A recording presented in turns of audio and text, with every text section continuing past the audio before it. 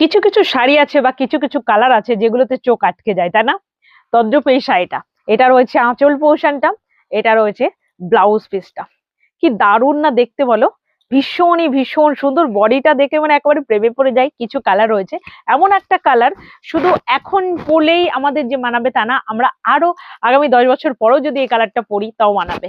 আর এটা যে শুধু সরস্বতী পুজো স্পেশাল তোমাদের জন্য এটা নয়, অবশ্যই সরস্বতী পুজোতে পরতে পারো। তাছাড়া কিন্তু এটা অনেক জেনারেশন রয়েছে যারা আমাদের থেকেও একটু বড়, তাদের জন্য কিন্তু দারুণ একটা কালার। এই শাড়িটার কালার আরো দেখাচ্ছি।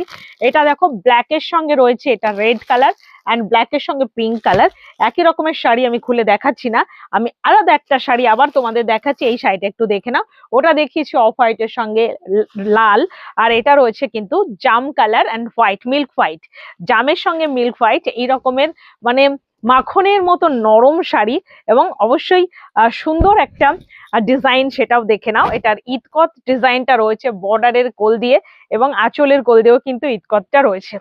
আর একই রকম কোয়ালিটির উপরে থাকছে। আজকে যারা লাইক কমেন্ট শেয়ার করছো তাদের জন্য কিন্তু একটা স্পেশাল দাম রয়েছে, ডিসকাউন্ট রয়েছে তাদের জন্য বলছি। এটা রয়েছে কিন্তু ব্লাউজ পিসটা। টোটাল শাড়িটা অফ হোয়াইট কালার, তার সঙ্গে এটা থাকছে আঁচলটা সেম কালার।